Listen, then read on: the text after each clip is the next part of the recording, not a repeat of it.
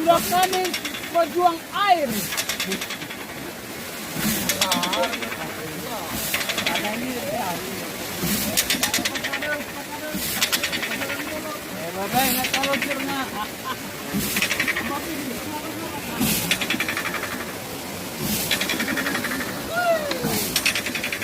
Inilah Bapak kami yang menggerakkan air.